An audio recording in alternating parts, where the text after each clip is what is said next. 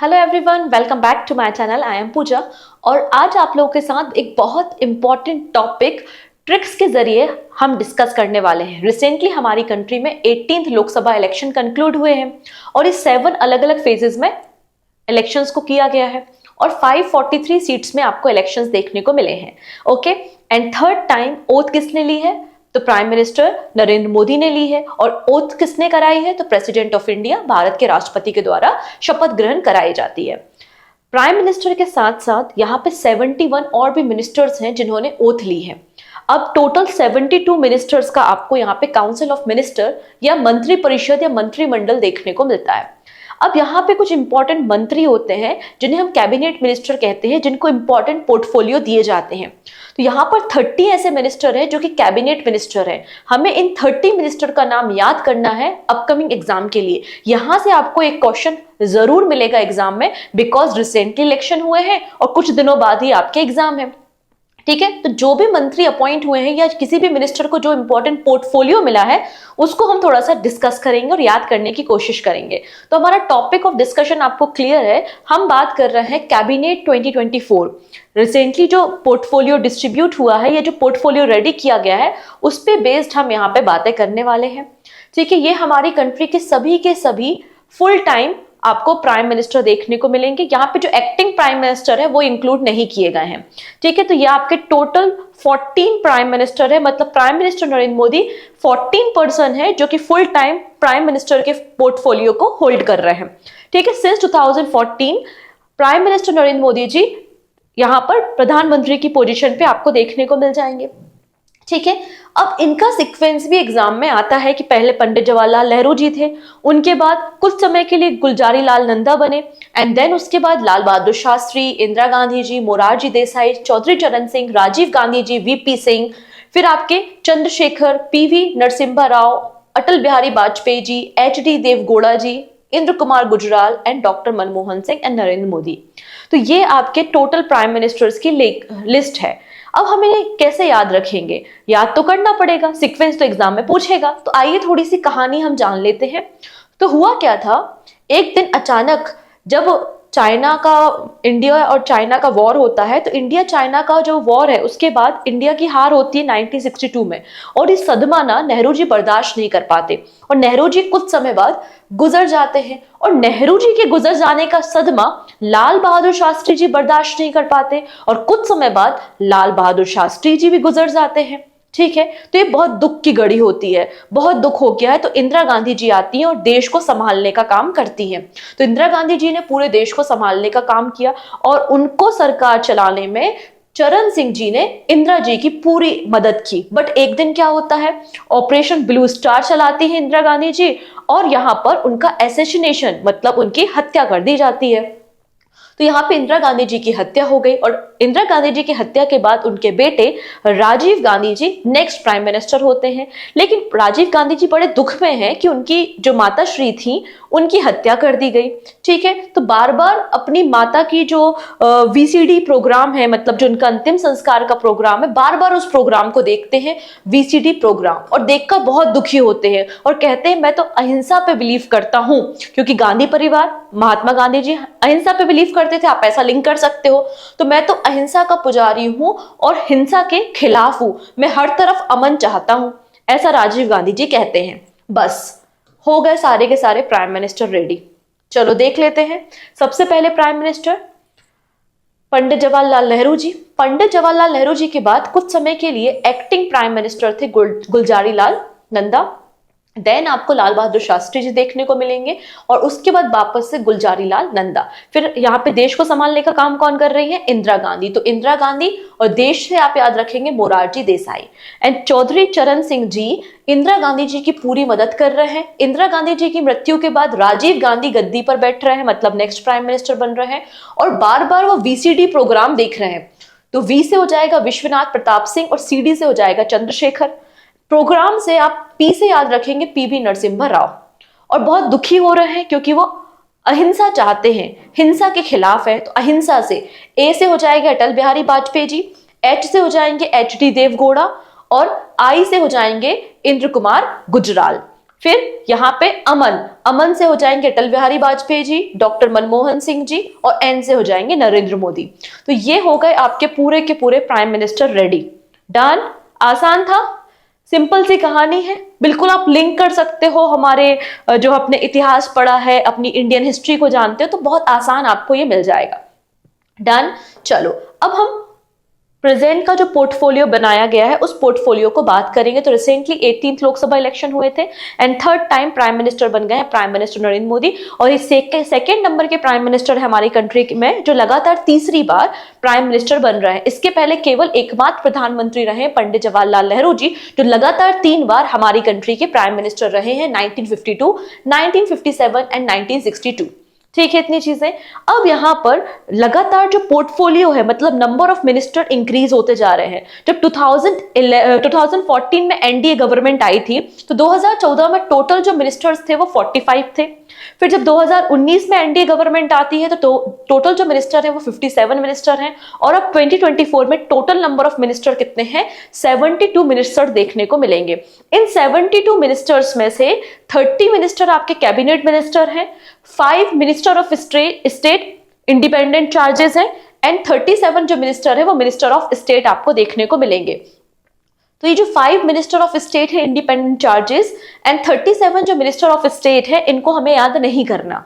हमें याद करना है ये 30 कैबिनेट मिनिस्टर्स को, इनके पोर्टफोलियो को, कौन सा विभाग इन्हें दिया गया है। तो ये हमारा टारगेट है। ठीक है, तो आप सोच रहे होंगे कि पहले 45 मिनिस्टर थे, फिर 57 मिनिस्टर हुए और अब 72 मिनिस्टर, तो मैक्सिमम कितने मिनिस्टर हो सकते हैं कैबिनेट में, या फिर आप कह सकते हैं कि हमारा जो मंत्री परिषद होता है उसमें टोटल कितने मिनिस्टर हो सकते हैं, एक मैक्सिमम लिमिट तो होगी। बिल्कुल हाँ, हमारे देश में एक 91 नंबर का कॉन्स्टिट्यूशनल अमेंडमेंट किया गया था, 91 नंबर का संविधान संशोधन हुआ था 2003 में, जिसमें कहा गया था कि हमारी लोकसभा में जितने मेंबर हैं उनका 15% से ज्यादा आपका काउंसिल ऑफ मिनिस्टर नहीं होनी चाहिए। मतलब ऐसा नहीं है कि हर एक व्यक्ति को आप मंत्री पद बांट रहे हो कि आप भी मंत्री बन जाओ, आप भी बन जाओ, आप भी बन जाओ, ऐसा नहीं।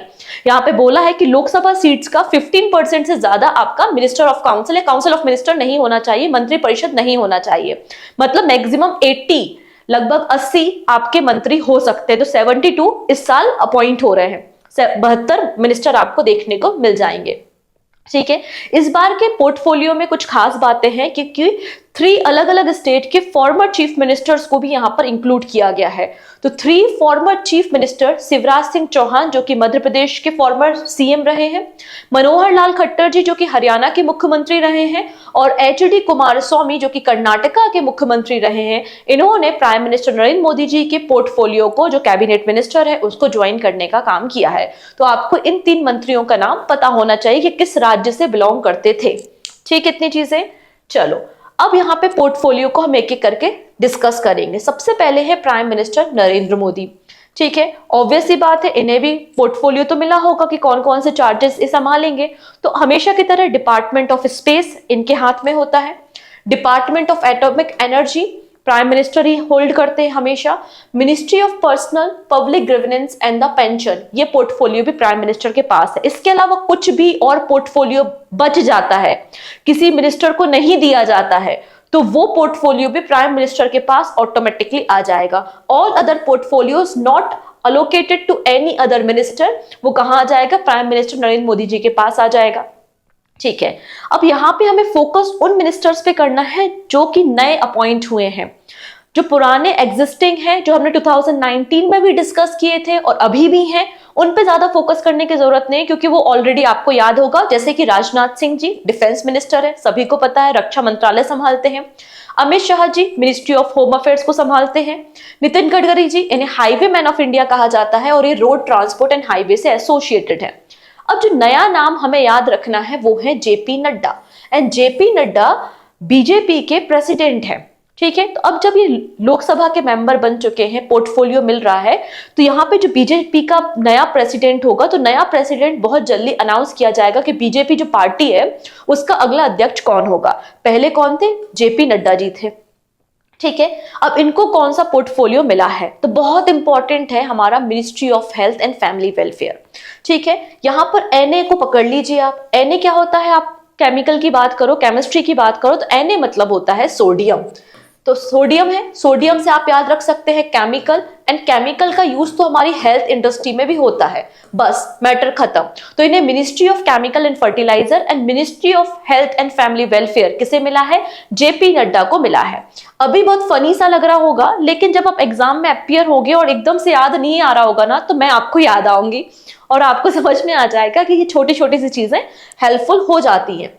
ठीक, चलो नेक्स्ट है शिवराज सिंह चौहान जी, जो कि farmer CM of Madhya Pradesh रहे काफी लंबे समय तक। जो आपका व्यापम स्कैम हुआ था वो भी इनके समय ही हुआ था। और एमपी जाना जाता है गेहूं के लिए, सरबती गेहूं, ठीक है, जो कि जीआई टैग भी है। तो एग्रीकल्चर के लिए हम जानते हैं किसको? एमपी को। तो बस मिनिस्ट्री ऑफ एग्रीकल्चर। तो ministry of agriculture and farmer welfare, जहां पे अब किसान कहाँ होंगे? गांव में होंगे ना, तो गांव का आपको विकास करना होगा। तो बिल्कुल ministry of agriculture and farmer welfare and the ministry of rural development, तो दो इंपॉर्टेंट मिनिस्ट्री इनको मिली हैं, याद रखेंगे, ministry of agriculture and farmer welfare and ministry of rural development. Done, Shivraj Singh Chouhan ji को मिली है। निर्मला सीतारमन जी के पास सेम मिनिस्ट्री ऑफ फाइनेंस है, हमारा वित्त मंत्रालय है और कॉर्पोरेट अफेयर्स है। एस जयशंकर जी, यहां भी कोई चेंजेस नहीं हुए हैं, ये हमारे विदेश मंत्री थे, विदेश मंत्री हैं, ठीक है, मतलब मिनिस्ट्री ऑफ एक्सटर्नल अफेयर्स इनको मिला है। नेक्स्ट है मनोहर लाल खट्टर, जो कि फॉर्मर सीएम है हरियाणा स्टेट के, ठीक है। अब मनोहर लाल जी देखेंगे, अगर आपका खुद का घर हो, ठीक है, जैसे कि जब मैं मुंबई में थी तो मुझे लगता था यार मेरा खुद का घर हो तो एकदम मैं खुश हो जाऊं, ठीक है, अपना घर होता है तो बात अलग होती है। तो हैप्पी होम, सभी को अपना घर पसंद है, बस जब हम घर में होते तो हमारा मन बड़ा शांत होता है, हमें बड़ा अच्छा लगता है, ठीक है। तो बस मन याद रख लीजिए यहां से, और ये घर तो हाउसिंग अफेयर्स, ठीक है, ministry of housing and urban affairs ministry इनको मिली है। और जब हमारा खुद का घर होता है तो हमारे पास एक पावर भी होती है ना, भाई हमारा घर है, ऐसा बोलते हैं ना, भाई हमारा घर है, तो पावर भी है। तो यहाँ पे मिनिस्ट्री ऑफ पावर भी मनोहर लाल खट्टर जी के पास है। तो मिनिस्ट्री ऑफ पावर और ministry of housing and urban affairs, ये दो इंपॉर्टेंट पोर्टफोलियो मनोहर लाल खट्टर जी के पास आपको मिल जाएंगे। नेक्स्ट है एच.डी. कुमार स्वामी। तो एच.डी. कुमार स्वामी जी के पास भी दो मंत्रालय है, दो मिनिस्ट्री है, ministry of heavy industry and ministry of steel. तो आप इसको ऐसे याद रख सकते हैं, हैवी स्टील, ठीक है, हैवी स्टील किसके पास है? तो एच.डी. कुमार स्वामी के पास है। फिर पीयूष गोयल जी के पास ministry of commerce and industry है, ठीक है। चलो नेक्स्ट देख लेते हैं। अगला जो नाम है वो बड़ा इंपॉर्टेंट सा नाम है, इसको हम देखेंगे, जीतन राम मांझी, ठीक। इनको एक बहुत इंपॉर्टेंट मंत्रालय दिया गया है which is MSME, micro small and medium enterprises. हम थोड़ी सी बात यहाँ पर करेंगे जीतन राम मांझी के बारे में। ये जीतन राम मांझी, इनकी एज है 79 ईयर्स और ये ओल्डेस्ट MP है या ओल्डेस्ट मिनिस्टर है प्राइम मिनिस्टर मोदी की कैबिनेट में, ठीक है। तो Jitan Ram Manjhi at 79 is the oldest minister, ठीक है, ओल्डेस्ट मिनिस्टर है। इसके पहले Manjhi has serve as a 23rd chief minister of Bihar and is the founding president of Hindustani Awam Morcha. तो हिंदुस्तानी आवाम मोर्चा के प्रेसिडेंट रहे हैं, फॉर्मेशन स्टोन इन्होंने रखा था। इसके अलावा इनकी जो सीट है, जिस सीट से इन्होंने इलेक्शन लड़ा है वो है गया। तो गया कॉन्स्टिट्यूएंसी से इन्होंने इलेक्शन लड़ा है, ठीक है। तो इनको कौन सा मंत्रालय मिला है? MSME। तो आप कैसे याद रखोगे? इस इमेज से याद रखोगे। ये है मांझी जी जो नाव चला रहे हैं और नया नया मतलब ये जो वोट है, ये वोट आपका क्या कर रही है? आपके लघु उद्योगों को बढ़ावा दे रही है, ऐसा याद रख लीजिए। तो ये मांझी जी हैं, ठीक है, और उनका relation micro small and medium enterprises से है। नेक्स्ट है राजीव रंजन, जिन्हें हम लल्लन सिंह के नाम से जानते हैं। इनको दो बहुत इंपॉर्टेंट पोर्टफोलियो मिले हुए हैं, एक है ministry of Panchayati Raj and दूसरा है ministry of fishery animal husbandry and dairying. किसे मिला है? लल्लन सिंह। तो भाई यहाँ पे लल्लन सिंह का राज है। किसका राज है? लल्लन सिंह का राज है। तो राज से आप याद रख लेंगे, पंचायती राज इनको मिनिस्ट्री मिली है, और सिंह तो आप इस तरीके से सिंह बना दीजिए। तो एनिमल के सिंह होते हैं, तो इनको भी कुछ ऐसा ही कुछ मिला हुआ है। ये इमेज है आप लोगों की हेल्प के लिए, तो आप इसे याद रख सकते हैं, ठीक। चलिए अब सर्वनंदा सोनोवाल सेम पोर्टफोलियो पे है, कोई चेंजेस नहीं है, ministry of port, shipping and waterways. Done. Next अब बात करते हैं doctor Virendra Kumar. So doctor Virendra Kumar social justice and empowerment ministry को संभालने वाले हैं, ठीक। अगला जो नाम है वो बहुत इंपॉर्टेंट है। हम बात कर रहे हैं किंजरापू राम मोहन नायडू के बारे में। ठीक है, ये आपको यहाँ पर देखने को मिलेंगे और इनकी पार्टी है टीडीपी, मतलब तेलुगु देशम पार्टी से बिलोंग करते हैं। नाम क्या है? के राम मोहन नायडू। और ये यंगेस्ट एमपी हैं जो थर्ड टाइम लोकसभा में आ रहे हैं। थर्ड टाइम ये लोकसभा में एमपी बनकर आ रहे हैं, मतलब इलेक्ट होके आ रहे हैं। और ये आपको यंगेस्ट मिनिस्टर देखने को मिलेंगे इन द कैबिनेट। इनकी एज ओनली 36 ईयर्स की आपको देखने को मिल जाएगी। और इन्हें ज्योति आदित्य सिंधिया जी का मंत्रालय मिला है जिसका नाम है मिनिस्ट्री ऑफ सिविल एविएशन। तो आपको पता है ना 2019 का जो पोर्टफोलियो था उसमें मिनिस्ट्री ऑफ सिविल एविएशन किसके पास था? ज्योति आदित्य सिंधिया के पास था। अब इसे किसे मिल गया है? तो आप देखेंगे राम मोहन नायडू जी को मिला है। तो हम भगवान राम के दर्शन करने जाएंगे अयोध्या एयरपोर्ट से। ठीक है, अयोध्या एयरपोर्ट राम भगवान। तो जैसे भी आप चाहो एसोसिएट करिए और इसको याद रखिए। नेक्स्ट है प्रहलाद जोशी। तो प्रहलाद जोशी जी को कंज्यूमर अफेयर्स मिनिस्ट्री मिली है and ministry of new and renewable energy. Important मंत्रालय है ये भी। न्यू एंड रिन्यूएबल एनर्जी किसे मिला है? प्रहलाद जोशी को मिला है। ठीक, चलिए नेक्स्ट नाम आता है जुआल ओरम का। तो जुआल ओरम ये ट्राइबल मिनिस्ट्री इनको दी गई है। तो मिनिस्ट्री ऑफ ट्राइबल अफेयर्स से एसोसिएटेड है जुआल ओरम। ठीक है, थोड़ा सा ट्राइबल जैसा आपको नाम भी लग रहा होगा। नेक्स्ट है गिरिराज सिंह। तो गिरिराज सिंह जी को टेक्सटाइल मिनिस्ट्री दी गई है। ठीक है, गिरिराज सिंह जी को टेक्सटाइल मंत्रालय दिया गया है। यहां पर अश्विनी वैष्णव जी, इनके पोर्टफोलियो में भी कोई चेंज नहीं हुआ है। मिनिस्ट्री ऑफ रेलवे थी और अभी फिर से है। तो ministry of railway, information and broadcasting और आपका मैत्री मतलब ministry of electronics and information technology. तो ये सभी डिपार्टमेंट किसके पास में है? अश्विनी वैष्णव के पास में है। अब यहाँ पे ज्योति आदित्य सिंधिया जिनके पास last year ministry of civil aviation थी, इस बार इन्हें क्या दिया है? तो मिनिस्ट्री ऑफ कम्युनिकेशन मिला है इनको और इन्हें नॉर्थ ईस्टर्न एरिया को डेवलपमेंट करने का काम दिया गया है। तो ministry of communication and development of the north eastern region, ये दो मंत्रालय ज्योति आदित्य सिंधिया जी को दिए गए हैं। नेक्स्ट है भूपेंद्र यादव जी। इनके पोर्टफोलियो में भी कोई चेंज नहीं हुआ है। Ministry of environment, forest and climate change, ये पहले भी थे और अभी भी हैं। गजेंद्र सिंह शेखावत, अगर इनकी बात करते हैं तो 2019 में इनको मिनिस्ट्री ऑफ जल शक्ति दी गई थी, लेकिन इस बार गजेंद्र सिंह शेखावत जी को कल्चर मिनिस्ट्री और मिनिस्ट्री ऑफ टूरिज्म दी गई है। तो ministry of culture and ministry of tourism किसके पास है? तो गजेंद्र सिंह शेखावत के पास है। ठीक है, डन। तो आप गज से याद रखो, गज का मतलब क्या होता है? एलिफेंट मतलब हाथी। ठीक है, और हाथी हमारे कल्चर का एक बहुत इंपॉर्टेंट आइडेंटिटी रखता है और हम हाथी के जरिए टूरिज्म को प्रमोट कर रहे हैं। ठीक है, ऐसा कुछ आप बना के याद रख सकते हैं। अन्नपूर्णा देवी, अगेन वेरी इंपॉर्टेंट नेम। और इन्होंने जो स्मृति ईरानी जी, यहाँ पर जो आपका कैबिनेट बना है, इस बार स्मृति ईरानी जी को कोई भी पोर्टफोलियो नहीं मिला है। ठीक है, तो स्मृति ईरानी जी के पास था वीमेन एंड चाइल्ड डेवलपमेंट और ये किसको मिला है? अन्नपूर्णा देवी को मिला है। ठीक है, तो यहाँ पर देवी है अन्नपूर्णा देवी, वीमेन एंड चाइल्ड डेवलपमेंट। बड़ा आसान है इनका नाम याद रखना। अन्नपूर्णा देवी होती हैं। ठीक है, घर में खाना मम्मियां बनाती हैं, लड़कियां बनाती हैं, तो वीमेन्स अन्नपूर्णा को बोला जाता है। तो आप ऐसा याद रख सकते, बड़ा आसान है ये तो। नेक्स्ट है किरण रिजिजू। पहले अगर 2019 का पोर्टफोलियो देखते हैं तो इनके पास मिनिस्ट्री ऑफ लॉ थी, फिर इनका कुछ विवाद हो गया सुप्रीम कोर्ट के साथ तो इनको मिनिस्ट्री ऑफ अर्थ साइंस थमा दी थी। लेकिन अभी जो 2024 का नया पोर्टफोलियो बना है उसमें किरण रिजिजू के पास एक बहुत इंपॉर्टेंट मंत्रालय है जिसका नाम है मिनिस्ट्री ऑफ माइनॉरिटी अफेयर्स। तो अल्पसंख्यक मामलों के मंत्रालय को संभालने वाले हैं किरण रिजिजू। इसके अलावा पार्लियामेंट्री अफेयर्स। हरदीप सिंह पुरी, तो इनके पास पेट्रोलियम और नेचुरल गैस आपको देखने को मिल जाएंगी। पेट्रोलियम एंड नेचुरल गैस किसके पास है? हरदीप सिंह पुरी। तो आप यहाँ पे याद रखो डीप। तो डीप से ही तो हम निकालते हैं ना पेट्रोल को। पेट्रोल और नेचुरल गैस हमको डीप में ही तो मिलती हैं। तो बस आप ऐसा याद रख लीजिए। डॉक्टर मनसुख मंडाविया जो कि पहले हमारे हेल्थ मिनिस्टर हुआ करते थे, अब इनको एक और इंपॉर्टेंट पोर्टफोलियो मिला है स्पोर्ट्स का। ठीक है, जब हम खेलते हैं तो हमारा मन खुश रहता है, तो बस तो ministry of sports, youth affair and sport इनको मिला है। और आप एक और वजह से खुश हो सकते हो, अगर आपको नौकरी मिल जाए तो एम्प्लॉयमेंट अगर आपको मिलता है तो भी आप खुश रहते हो, मन आपका खुश रहता है।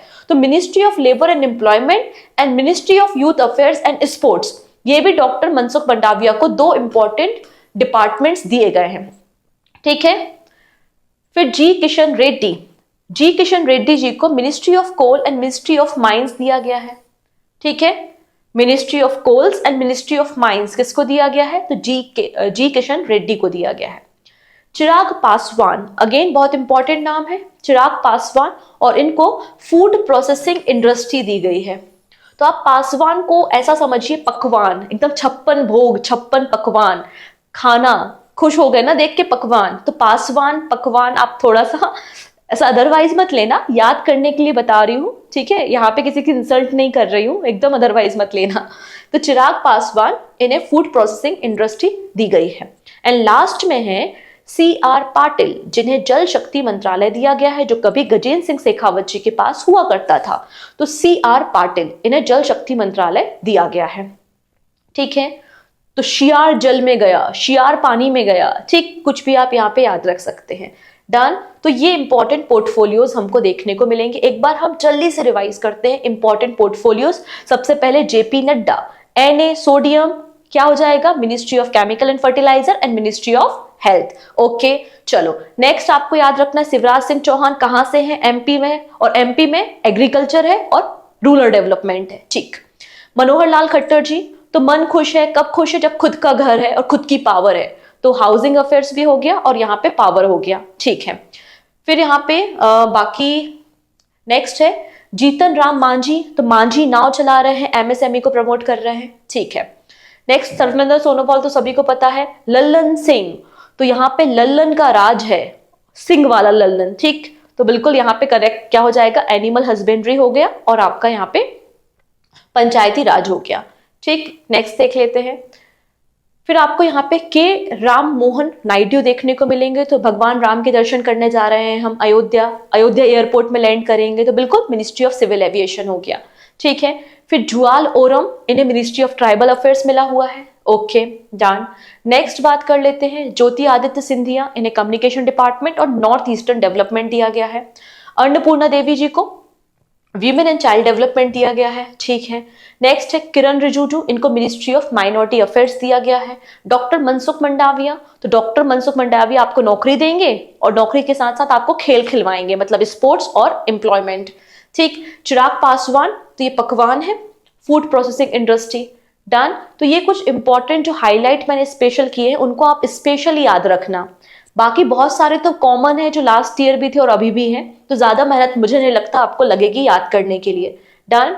चलिए अब कुछ बातें मैं आपको शॉर्ट में यहाँ पे समझाती हूँ। ओके, चलो एक एक करके कुछ बातें हम देखेंगे। सबसे पहली बात, प्रधानमंत्री की नियुक्ति, अपॉइंटमेंट ऑफ प्राइम मिनिस्टर। तो अपॉइंटमेंट ऑफ प्राइम मिनिस्टर कौन करता है? राष्ट्रपति करते हैं अंडर द आर्टिकल 75। डन। योजना आयोग, मतलब प्लानिंग कमीशन का हेड कौन होता है? तो आपका प्राइम मिनिस्टर होता है, और इसी प्लानिंग कमीशन को आपने रिप्लेस कर दिया है बाय द नीति आयोग, तो नीति आयोग का भी जो हेड होता है वो आपका प्राइम मिनिस्टर होता है। ठीक है, फिर है संघीय मंत्रिमंडल की बैठक का सभापति कौन होता है? ठीक है, बेसिकली यहाँ पे जो कैबिनेट मिनिस्टर की बात हो रही है, जब कैबिनेट मिनिस्टर की मीटिंग होती है तो उसको हेड कौन करता है? तो हम हमेशा पढ़ते हैं कि कैबिनेट मिनिस्टर्स की मीटिंग हुई, जिसको हेड कौन करते हैं? तो आपके प्रधानमंत्री करते हैं। अब प्राइम मिनिस्टर का टेन्योर कितना होता है? तो 5 ईयर इनका टेन्योर होता है। अब प्राइम मिनिस्टर अपना रेजिग्नेशन या अपना त्याग पत्र किसको देता है? तो प्रधानमंत्री अगर अपना त्याग पत्र राष्ट्रपति को देते हैं, रेजिग्नेशन किसको देते हैं? राष्ट्रपति को देते हैं। और अगर प्रधानमंत्री ने रेजिग्नेशन दे दिया है कि तो पूरी की पूरी मंत्री परिषद बर्खास्त हो जाती है, सस्पेंड हो जाती है। ठीक है, प्रधानमंत्री पद से त्याग पत्र देने वाले पहले प्रधानमंत्री कौन थे? तो मोरारजी देसाई थे। मोरारजी देसाई जी को इंडिया का और पाकिस्तान का, दोनों देशों का जो हाईएस्ट सिविलियन ऑनर होता है, भारत रत्न एंड निशाने पाकिस्तान, ये दोनों अवार्ड इनको मिले हुए हैं। तो इंपॉर्टेंट नाम है। कौन से प्रधानमंत्री जो सबसे अधिक समय तक प्रधानमंत्री रहे? तो पंडित जवाहरलाल नेहरू जी, और अब सेकंड नंबर पे बन रहे हैं आपके प्राइम मिनिस्टर नरेंद्र मोदी। ठीक। नेक्स्ट है, प्राइम मिनिस्टर बनने के लिए मिनिमम एज कितनी होती है? तो मिनिमम एज 25 ईयर्स की होती है। तो लोकसभा का इलेक्शन लड़ने के लिए मिनिमम एज 25 साल होती है। ठीक है, नेक्स्ट है, संसदीय शासन प्रणाली सर्वप्रथम किस देश ने लागू की थी? तो ये जो पार्लियामेंट्री सिस्टम है सबसे पहले ब्रिटेन लेकर आया था। ठीक है, अभी तक कितने प्रधानमंत्री की मृत्यु अपने पद पर रहते हुई है? तो आंसर हो जाएगा 3 आपको यहाँ पे प्राइम मिनिस्टर्स देखने को मिलेंगे। फिर अगली बात है शपथ। तो शपथ तो राष्ट्रपति दिलाते हैं, ठीक है। किस प्रधानमंत्री ने एक बार अपने पद से हटने के बाद दोबारा पद संभाला? तो यहाँ पे इंदिरा गांधी जी का समय आपको याद होगा, ठीक है। जवाहरलाल नेहरू जी के बाद भारत के प्रधानमंत्री कौन बनते हैं? तो गुलजारी लाल नंदा जी बनते हैं। ओके, नेक्स्ट है संसदीय शासन प्रणाली, मतलब आपका जो पार्लियामेंट्री सिस्टम है, इसमें आपकी एग्जीक्यूटिव पावर्स किसके हाथ में है? एक्चुअल एग्जीक्यूटिव पावर किसके हाथ में है? तो आंसर हो जाएगा प्रधानमंत्री, और उनका जो कैबिनेट होता है उनके पास एक्चुअल पावर होती है। यहाँ पे यंगेस्ट प्राइम मिनिस्टर कौन रहे हैं? तो राजीव गांधी जी रहे हैं, हम सभी को पता है, ठीक है। फिर लोकसभा में बहुमत दल के नेता को क्या कहा जाता है? तो आपका जो भी मेजोरिटी पार्टी है, जैसे कि अभी एनडीए अलायंस था, तो एनडीए अलायंस का जो लीडर है वो कौन है? आपका प्राइम मिनिस्टर है, ठीक। तो आंसर प्रधानमंत्री है। किस प्रधानमंत्री की नियुक्ति के समय वह किसी भी सदन का सदस्य नहीं थे? तो ऐसा जरूरी नहीं है कि आपको प्राइम मिनिस्टर बनने के लिए लोकसभा या राज्यसभा का मेंबर होना जरूरी है, ऐसा बिल्कुल कहीं भी नहीं लिखा है। कोई भी इंडिविजुअल व्यक्ति भी प्राइम मिनिस्टर बन सकता है, बस कंडीशन इतनी है कि 6 मंथ के अंदर आपको लोकसभा या राज्यसभा के किसी सीट पर जीतना होगा, ठीक है। तो यहाँ पे अगर आप देखेंगे तो एच.डी. देवगौड़ा थे, जो किसी भी सदन के पर्सन नहीं थे और प्रधानमंत्री नियुक्त हुए थे। नेक्स्ट है वो कौन से प्रधानमंत्री हैं जो एक भी दिन संसद नहीं गए, पार्लियामेंट नहीं गए? तो चौधरी चरण सिंह आपको देखने को मिल जाएंगे, ठीक है। चौधरी चरण सिंह जी का नाम अगेन इंपॉर्टेंट है, क्यों है? क्योंकि इनको भारत रत्न दिया जा रहा है, ओके। नेक्स्ट है संघीय मंत्री परिषद के मंत्री किसके प्रति उत्तरदायी होते हैं? तो आपकी जो काउंसिल ऑफ मिनिस्टर होती है वो लोकसभा के लिए रिस्पॉन्सिबल होती है, ठीक है, डन। तो ये हो गए आपके कुछ और स्टैटिक पॉइंट जो हमने यहाँ पर डिस्कस कर ली, and this is question of the day, जिसका आंसर आप मुझे कमेंट सेक्शन में देंगे। आई होप आपको क्लियर हो गया होगा। इसकी पीडीएफ के लिए आप मेरा टेलीग्राम ज्वाइन कर सकते हैं, सिंपली सर्च कीजिएगा पूजा जैन CA 247, इजिली आपको इसका पीडीएफ मिल जाएगा। तो आप मल्टीपल टाइम भी नहीं, 1-2 बार ही रिवाइज करोगे ना, आपको सारी चीजें याद हो जाएंगी, और जब आप MCQ देने बैठोगे ना तो ऑब्वियस सी बात है आप आंसर तक पहुंच जाओगे। बस छोटी छोटी सी बातें आपको याद रखनी है, खत्म। चलिए अब बारी आती है लिंक को शेयर करने की। जल्दी से लिंक को शेयर कर देंगे, और पहली बार आ रहे हैं चैनल पे तो चैनल को सब्सक्राइब कर लेंगे, जिससे अपकमिंग क्लासेस के नोटिफिकेशन आपको मिल सके। इसके अलावा मीडिएवल हिस्ट्री पार्ट 1 100 MCQ का एक मैराथन मैंने कवर किया है, आई होप आपने देख लिया होगा। सेकेंड पार्ट बहुत जल्दी मैं लेकर आऊंगी आप लोगों के लिए। सो मिलते हैं नेक्स्ट वीडियो में, टेक केयर।